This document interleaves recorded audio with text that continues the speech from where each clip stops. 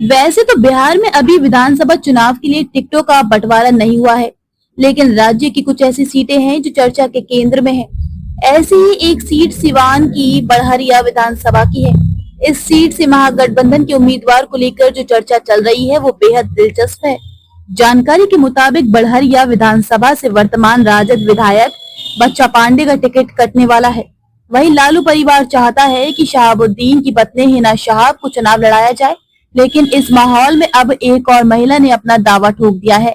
ये महिला लीलावती गिरी है। लीलावती गिरी ने पिछले दिनों एक इंटरव्यू में ये दावा किया, बड़हरिया विधानसभा सीट से चुनाव लड़ने को लेकर उन्हें राजद आलाकमान से मंजूरी मिल चुकी है। लीलावती गिरी ने कहा, माननीय तेजस्वी जी ने आश्वासन दिया है तो मैं बड़हरिया क्षेत्र का भ्रमण कर रही है। मैं नई नहीं हूँ, 32 साल पुरानी हूँ। बड़हरिया मेरा ससुराल भी है, मैं वहाँ की बहू बेटी हूँ। बड़हरिया से चुनाव लड़ना मेरा हक भी है। लीलावती गिरी ने आगे कहा कि मैं काफी दिनों से पार्टी का सेवा कर रही हूँ, मेरा हक बनता है कि चुनाव लड़ूं। उन्होंने बताया कि इस मुद्दे को लेकर लालू यादव और तेजस्वी यादव से मुलाकात हो चुकी है। इसके अलावा सिवान में शहाबुद्दीन परिवार से भी बातचीत चल रही है। मुझे पूरा भरोसा है कि बड़हरिया से चुनाव लड़ूंगी। बच्चा पांडे की टिकट कटने को लेकर उन्होंने कहा कि उलटफेर चलता रहता है, मैं इस बार उम्मीदवारों की लिस्ट में टॉपर हूँ। बता दें कि लीलावती गिरी सीवान राजद की सबसे पुरानी महिला नेताओं में है। वे शहाबुद्दीन की पत्नी हिना शहाब के साथ परछाई की तरह रहती हैं। राजनीति की जानकार बताते हैं कि इस बार राजद के आलाकमान का इरादा हिना शहाब को बड़हरिया से चुनाव लड़ाने का है।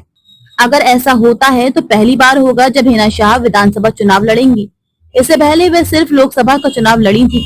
ये भी संभव है कि हिना शहाब खुद न चुनाव लड़कर लीलावती गिरी को तवज्जो दे सकती हैं। हालांकि बताया जा रहा है कि बड़हरिया विधानसभा के वर्तमान राजद विधायक बच्चा पांडे को टिकट कटने का डर है और वे बागी बन सकते हैं। अगर ऐसा होता है तो बड़हरिया की लड़ाई दिलचस्प हो जाएगी। वहीं बड़हरिया की सवर्ण वोटर किस करवट जाएंगे ये भी देखना अहम हो जाएगा। हालांकि बच्चा पांडे को इसका आभास है और वे लगातार अपने भाई टुन्ना पांडे के जरिए राजद आलाकमान से संपर्क कर रहे हैं। बच्चा पांडे को लेकर इलाके में एंटी इनकम्बेंसी का भी आरोप लग रहा है। यही वजह है कि वे इन दिनों बड़हरिया में सक्रिय दिखने की कोशिश कर रहे हैं। बड़हरिया में जातीय गणित चुनावी परिणामों को तय करने में अहम है। सिवान जिले में यादव, मुस्लिम, राजपूत और अनुसूचित जाति के मतदाता प्रमुख हैं। आरजेडी का पारंपरिक वोट बैंक यादव और मुस्लिम समुदाय में मजबूत है, जिसने 2020 में उनकी जीत में महत्वपूर्ण योगदान दिया। दूसरी ओर जेडीयू और बीजेपी गठबंधन राजपूत, वैश्य और कुछ अन्य ऊपरी जातियों के साथ साथ गैर यादव, ओबीसी और एससी मतदाताओं पर निर्भर करता है। कुर्मी और कोयरी जातियां भी जेडीयू के लिए महत्वपूर्ण हैं, क्योंकि मुख्यमंत्री नीतीश कुमार का प्रभाव इन समुदाय में है।